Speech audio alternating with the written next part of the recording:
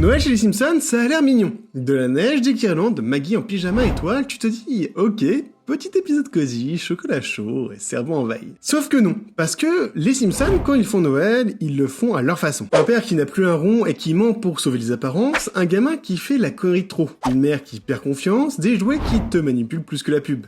Et même un futur où Bart et Lisa sont devenus des adultes paumés en plein réveillon. Ce qui est ouf avec cette série, c'est que tu peux zapper, tomber sur n'importe quel épisode de Noël, et en fait tu te rends compte d'un truc. C'est pas juste des gags, c'est pas juste des parodies de films de Noël, derrière ça parle de honte, galère d'argent, solitude, mensonges, parents qui craquent, enfants qui déçoivent, et de ce moment très bizarre où tu réalises que Noël c'est plus simple quand t'es gamin que quand t'es adulte. Dans cette vidéo, on va faire un truc que personne n'a fait. Prendre des épisodes de Noël des Simpsons au sérieux. On va pas juste dire « Ah oui, celle-là avec le chien, ouais, elle est trop culte. » Ou celui où Bart vole un jeu vidéo, trop bien. Non, on va décortiquer pourquoi ces épisodes-là t'ont marqué. Parfois plus que tes propres réveillons. Parce que, en vrai, les Simpsons t'ont peut-être expliqué Noël mieux que ta propre famille. Ils t'ont montré que parfois, tu peux aimer des gens qui foirent tout. Tu peux être déçu et aimer quand même. Tu peux avoir honte et te pardonner. Alors voilà, ce qu'on va faire, je t'ai préparé un top 7, pas les plus connus, juste pour faire genre, les plus douloureux. Les plus sincères, ceux que, si tu regardes bien, tu te dis « Ah ouais,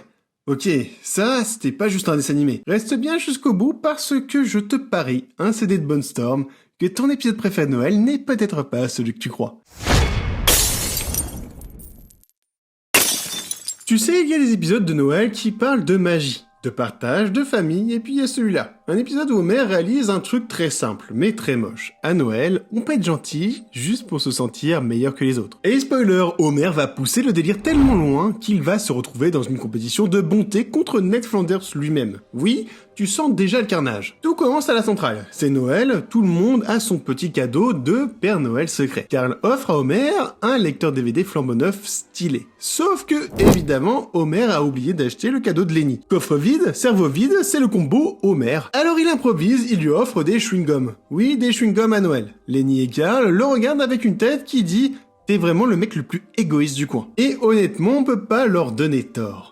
Et c'est là que Burns débarque, le grand patron, le maître absolu de l'égoïsme. Homer, vexé d'être traité d'égoïste, dit non, mais lui c'est pire. Ironie cosmique, Burns arrive pile à ce moment-là et donne à chaque employé un bon pour commander quelque chose. Et Homer tombe sur une carte de baseball ultra rare, pas n'importe laquelle, une carte que n'importe quel collectionneur tuerait pour avoir. Et lui, il se dit, pas mal, ça doit valoir un petit billet. Homer fonce au magasin du vendeur de BD, et le vendeur de BD voit la carte. Il blêmit, il tremble, il vide littéralement toute sa caisse sur le comptoir. Il met toutes ses économies sur la table. Homer ressort riche, fier, et prêt à faire n'importe quoi avec cet argent. Tu sais déjà comment Homer se comporte quand il a du cash entre les mains. La famille Simpson part faire les achats pour Noël. C'est l'occasion parfaite pour Homer de se racheter. Acheter un sapin, des cadeaux, un bon Noël pour tout le monde.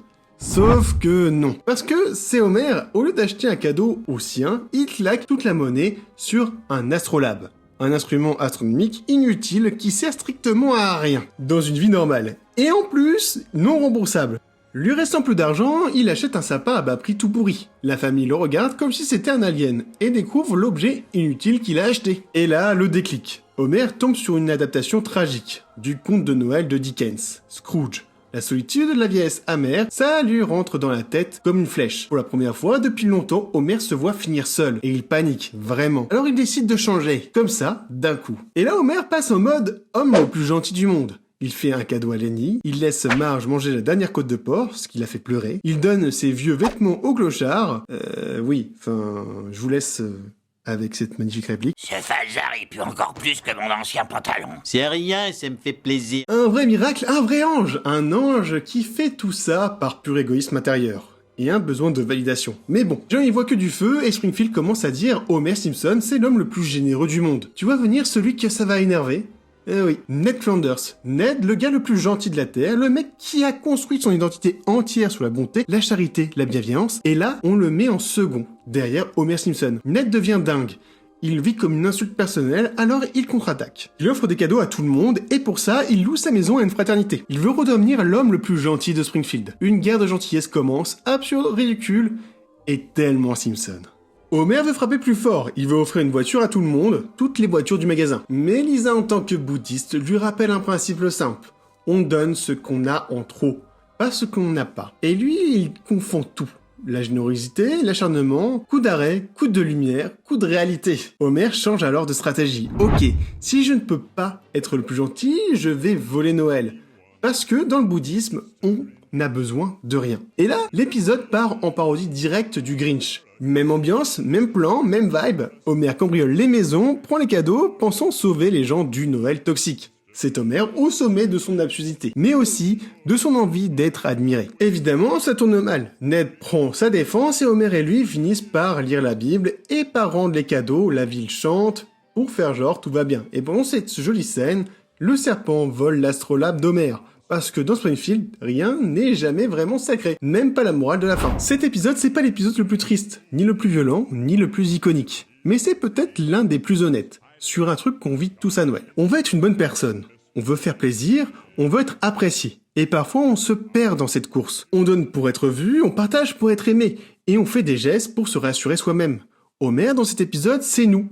Les jours où on essaie trop fort d'être quelqu'un de bien. C'est pour ça qu'il ouvre ce top, parce qu'il pose la question qui dérange. Tu donnes vraiment ou tu veux juste qu'on te regarde donner? Normalement, la veille de Noël, c'est le moment où tu rentres tôt, où tu fais un effort, où tu prends sur toi, mais chez les Simpsons, Noël, c'est souvent le moment où tout déraille. Et cet épisode-là, c'est peut-être l'un des plus réels, des plus adultes et des plus durs à regarder.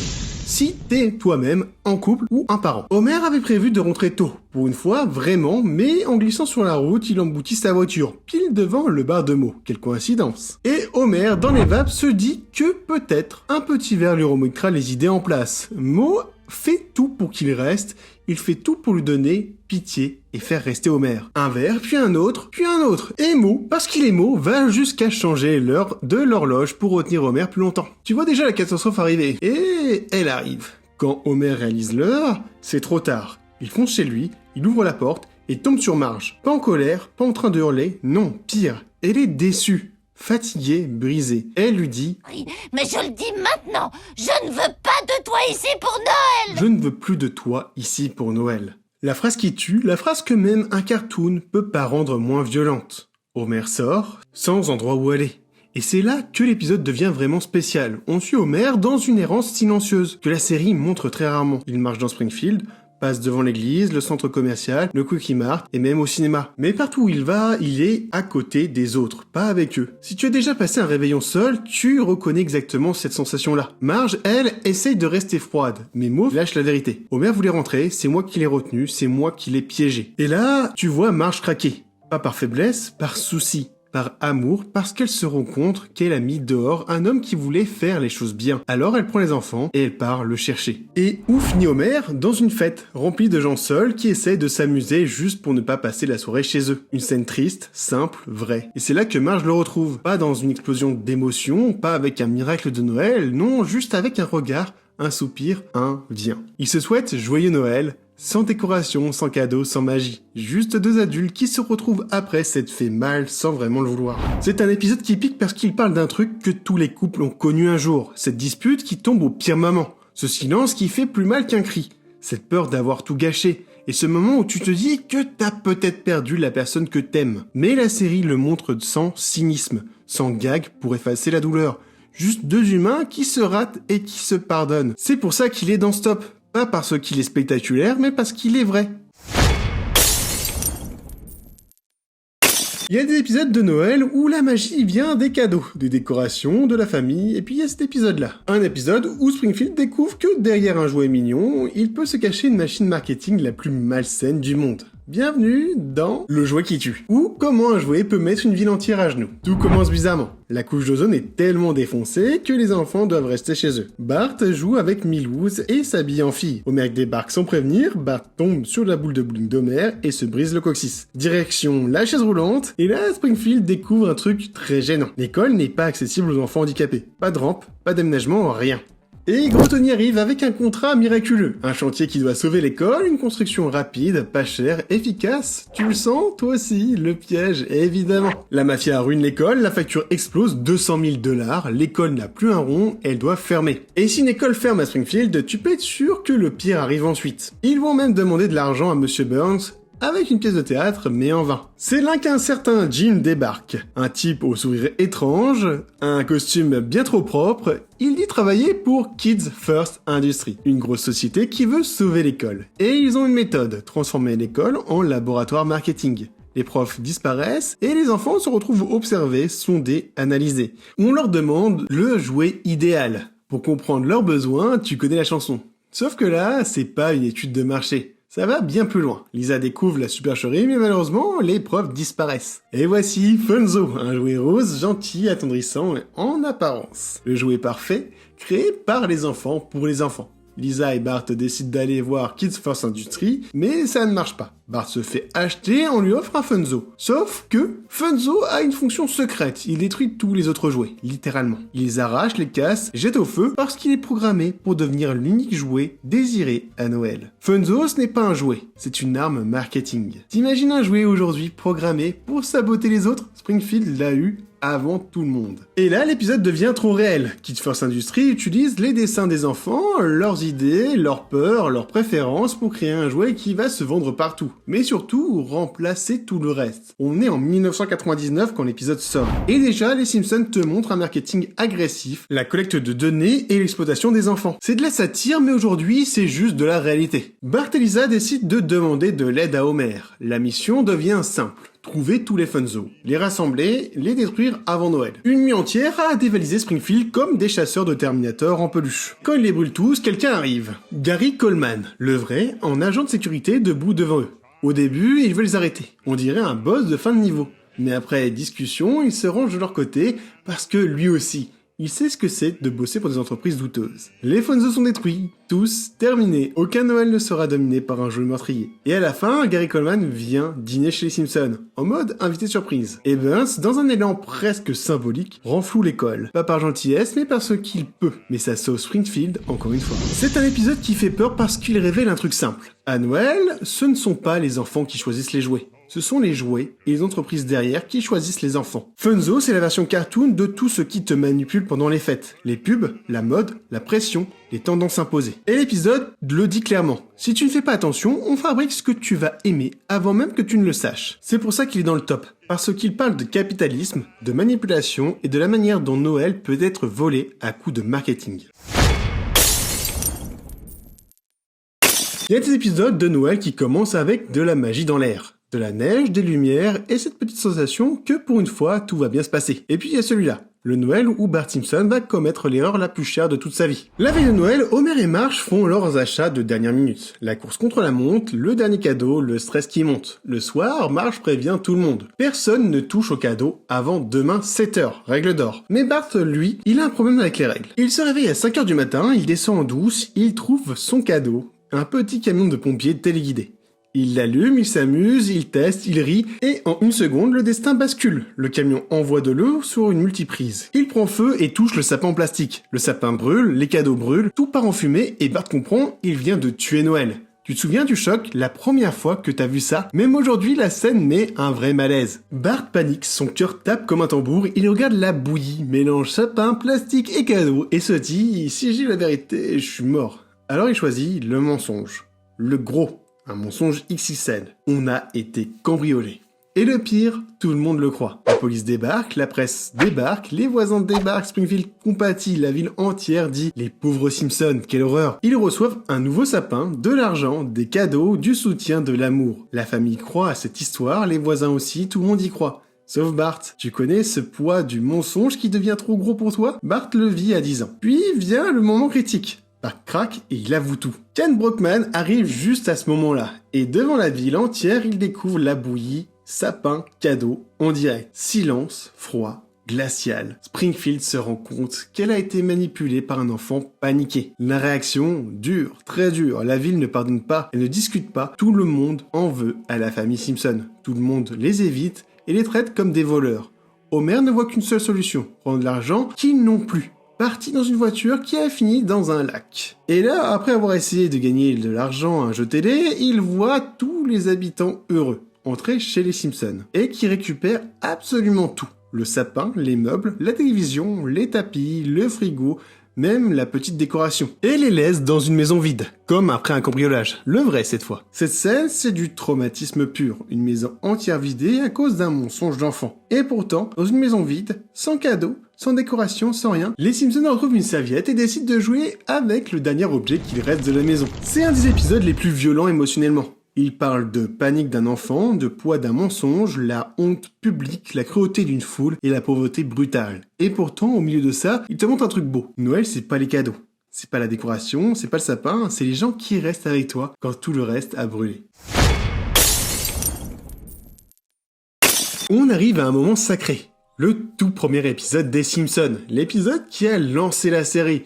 Et qui, ironie totale, commence sur un Noël catastrophique. Et pourtant, c'est aussi l'un des épisodes les plus humains que la série ait jamais créé. Homer et Marge débarquent en retard à l'école, en mode parents dépassés mais motivés. Lisa danse sur scène, parfaite, Bart chante des cantiques et change les paroles pour y glisser des insultes. Classique, Bart. L'ambiance est joyeuse, l'esprit de Noël est là, tout semble normal, mais c'est qu'une façade. Le soir, chacun prépare Noël à sa façon. Lisa veut un poney, Bart veut un tatouage, Marge prépare ses cartes, Homer galère avec les décorations. Les jumelles Patty et Selma annoncent leur venue. Tu sens déjà que ça va être tendu. Et pourtant, Marge a tout prévu. Elle a économisé toute l'année pour offrir un vrai Noël à sa famille. Et là, le destin frappe une première fois. À la centrale, Monsieur Burns annonce qu'il supprime la prime de Noël. Pas d'argent, pas de bonus, pas de miracle. Homer reste planté, le cœur serré. Il pense à Marge, aux enfants, aux économies qu'elle croit encore avoir. Et n'a pas la force de dire la vérité. T'as déjà vécu un Noël où tu n'avais pas les moyens que tu espérais ? Cet épisode tape exactement là. Pendant ce temps, Bart s'échappe pour se faire un tatouage, un vrai. Marge le surprend, hurle et l'emmène immédiatement chez un spécialiste. Le laser coûtera cher. Très cher. Elle respire, c'est pas grave, on a la prime d'Homer. Sauf que non, elle ne l'a plus. Homer rentre, voit Bart avec un bandage et apprend que Marge a dépensé toutes ses économies. Mais il n'ose toujours pas avouer qu'il n'aura pas la prime. Il propose même héroïquement de faire les achats de Noël lui-même. Et bien sûr, il achète des cadeaux pas terribles. Quand il croise Landers, les bras chargés de cadeaux luxueux, il sent la honte monter. Chez Moe, il tombe sur Barney déguisé en Père Noël. Barney lui avoue qu'on peut être payé pour ça. Homer n'hésite pas une seconde, il devient Père Noël à son tour. Formation express, travail épuisant, mais il s'en fout. Il le fait pour sa famille. Patty Selma le critique, il sort chercher un sapin, tous trop cher, alors il va dans la forêt et il coupe un arbre lui-même. Noël low cost, mais Noël quand même. Le jour où il travaille en Père Noël, Bart arrive avec ses potes et tire sa barbe pour rigoler. Et là, révélation, Homer craint le jugement, la honte, l'humiliation, mais Bart le regarde avec un respect immense. Tu fais tout ça pour nous. Et à ce moment-là, l'épisode devient beau. Puis arrive la paye. La somme totale, $13. $13 pour sauver Noël. Autant dire, rien. Barney débarque et lui dit « Viens, on va parier sur les courses de chiens ». Bart le pousse à y aller, ils n'ont plus rien à y perdre. À la course, Homer parie tout sur un chien qui a un nom stupide, mignon, parfait. Petit Papa Noël. Bart tente de l'arrêter, mais Homer est sûr de lui. Le destin, le symbole, le nom qui annonce le miracle. Et bien sûr, Petit Papa Noël finit dernier. Il fouille des tickets perdus désespérés comme de naufragés. Puis, le propriétaire du chien arrive, le traite de loser et l'abandonne. Le chien court, effrayé, et se jette dans les bras d'Homer. Bart lève les yeux, papa, on peut le garder. Et Homer, las, mais touché, accepte. À la maison, Marge est sur le point d'appeler la police. Homer rentre, les mains vides, mais avec un chien adorable, qui remue la queue comme s'il l'ait sauvé. Et à ce moment-là, tous les Simpsons comprennent, le cadeau de Noël était vivant. Petit Papa Noël vient de devenir le membre de la famille. Dis-moi pas que cette scène ne t'a jamais mis une petite larme. Même Homer fond. Cet épisode n'est pas juste un premier épisode, c'est le cœur de la série. Ça parle de pauvreté, honte, mensonge, fierté blessée, cadeau inattendu, amour familial et deuxième chance. C'est un épisode doux, triste, réaliste qui t'apprend que Noël, c'est pas l'argent, c'est pas les cadeaux, c'est pas la perfection. C'est adopter un chien quand la vie t'a tout repris. On arrive à un des épisodes les plus spéciaux de toute la série. Un épisode que même les fans anti-nouvelle saison respectent parce qu'il parle d'un truc que les Simpsons évitent depuis 30 ans. Tout commence à Thanksgiving. La famille se gave comme chaque année. Puis Marge sort l'appareil photo pour immortaliser le moment. Flash blanc, un sourire crispé, une photo de Noël, et bam, la série t'envoie 30 ans dans le futur. Premier choc, Bart, adulte, fatigué, père divorcé, il vit à l'école littéralement, dans une salle transformée en studio minable, avec Skinner qui frappe à la porte tous les jours pour réclamer le loyer. Jenda, son ex-femme, s'est remariée. Elle l'a laissé avec 2 fils, qui n'ont aucun respect pour lui. Bart essaye, mais il n'y arrive pas. Alors, il fait ce que beaucoup de parents brisés font. Il confie ses enfants à Homer. Et là, surprise totale, Homer est un meilleur grand-père qui n'a jamais été père. Il fait des activités avec eux, joue avec eux, les écoute, et ça rend Bart fou, jaloux, amer. Il regarde son père donner à ses petits-enfants l'amour qu'il n'a jamais su lui donner. Et ça le brise un peu plus. Pour détendre l'atmosphère, Homer les emmène dans un centre de cryogénisation. Un truc complètement débile mais merveilleusement futuriste. Et dans l'une des capsules, il y a quelqu'un qu'on ne s'attendait pas à revoir. Abraham Simpson, le grand-père, gelé et lucide. Homer explique à ses petits-enfants que la relation parent-enfant est toujours difficile. Grâce à Homer, Bart finit par reconnecter avec ses fils. Pendant ce temps, Lisa vit son propre enfer parental. Sa fille, Zia, 17 ans, rebelle, fermée, cachée dans un internet 3D gigantesque, où elle s'enferme pour ne plus entendre sa mère. Lisa fait ce que toutes les mères font quand leur ado se coupe du monde. Elle s'inquiète, elle culpabilise, elle panique. Et c'est Marge qui lui apprend la règle d'or. Avoir un enfant, c'est accepter de ne plus tout comprendre. Un truc simple, mais qui frappe comme une vérité universelle. Et Maggie est devenue une star, une chanteuse mondialement connue, toujours muette dans l'épisode, mais toujours incroyable. Le problème, elle est enceinte, beaucoup trop enceinte. Et quand elle veut aller voir sa famille pour Noël, elle ne peut pas utiliser la téléportation. Les hôtesses de l'air l'obligent à prendre l'avion, la bonne vieille méthode. Maggie court, se presse, stresse, et finalement, elle accouche, sans un mot, mais avec tout l'amour du monde. L'épisode se termine dans une scène simple, presque banale. Toute la famille réunie autour d'un nouveau-né, une nouvelle génération, et tu réalises un truc. Même dans le futur, même avec la technologie, même avec les regrets et la distance, la famille Simpson finit toujours par se retrouver. Parce qu'on finit toujours par rentrer à la maison pour Noël. Avoue que cet épisode t'a mis un coup la première fois. Ce futur-là ressemble beaucoup trop au nôtre. C'est un épisode sur la parentalité, la vieillesse, la solitude, les cycles qui se répètent et les liens qu'on essaye de réparer. C'est un Noël futuriste mais profondément humain. Un épisode qui t'apprend que grandir, c'est accepter que rien ne se passe comme prévu, mais que certains liens, eux, ne se cassent jamais. Il y a des épisodes de Noël qui te font rire, et puis il y a celui-là. Celui qui te met un coup dans le ventre parce qu'il parle pas de magie ou de cadeaux, il parle d'un truc beaucoup plus réel. Ce moment où un enfant déçoit sa mère, où sa mère ne sait plus comment aimer sans avoir mal. Tout commence par Bart qui veut un jeu vidéo. Le jeu vidéo, Bonestorm, est son rêve absolu. Mais Marge dit non, trop cher, trop violent, trop éloigné de l'enfant qu'elle veut élever. Et ça touche Bart dans son ego. Ils se sont incompris et c'est comme ça qu'il finit par suivre Jimbo et Nelson, les rois de la mauvaise idée, qui lui expliquent que eux, ils veulent tout. Qu'au fond, c'est pas grave. Bart prend le jeu, il hésite, son cœur tape, mais il glisse la boîte sous son pull. Et là, Don Broca, le garde de la sécurité, intervient, laisse un message sur le répondeur et lui sort une réplique culte. Hé, rigolo, encore une chose. Si jamais tu remets les pieds dans ce magasin, tu passeras Noël dans la prison pour mineurs. Capiche ? Bart promet, il s'enfuit, il pense que tout est réglé. Rentre à la maison en vitesse et change la cassette du répondeur. Mais il se trompe. Quelques jours plus tard, Marge veut faire la photo de Noël. Le rituel familial, le moment où elle rassemble sa petite tribu. Problème, la photo se fait au même centre commercial. Bart panique, revient là-bas, a peur de finir en prison pour enfants. Mais il y va quand même. Parce que sa mère lui demande, parce qu'il veut lui faire plaisir et parce qu'il n'a pas le choix. Sauf que les caméras ne pardonnent rien. En pleine séance photo, Broca déboule, attrape Bart et explique à toute la famille, passe la cassette devant tout le monde et monte la scène du vol devant Marge. Le regard de Marge change, un truc se casse. Pas la colère, pas la haine, un truc pire, la confiance. Elle regarde Bart comme si elle ne le reconnaissait plus. À partir de là, Marge ne crie pas, ne punit pas, ne frappe pas, elle se retire. Elle arrête de lui parler comme à son bébé. Elle arrête de lui faire des câlins. Elle l'exclut des petites activités familiales, des traditions, des gestes qu'elle faisait sans réfléchir. Bart voit Lisa être bordée le soir, et lui, rien. Pas un bisou, pas de couverture bordée, juste une porte fermée. Et ça, c'est pire que n'importe quelle sanction. Si t'es parent, ou si tu l'as déjà été, tu sais que ce silence-là, il détruit plus que les cris. Bart finit par comprendre qu'il a brisé quelque chose en Marge. Quelque chose de fragile, quelque chose de précieux. Alors il décide de réparer, pas en volant, pas en suppliant, en offrant quelque chose qui vient du cœur. Une vraie photo de lui, pas parfaite, pas posée, juste sincère. Un cadeau simple, fait pour dire « Je suis désolé maman, je veux que tu me vois comme ton fils, pas comme un voleur ». Marge découvre la photo et à cet instant, tout fond. Elle revoit son petit garçon, elle revoit l'enfant qu'elle aime, elle comprend qu'il a eu peur, qu'il a voulu bien faire, qu'il veut juste être pardonné.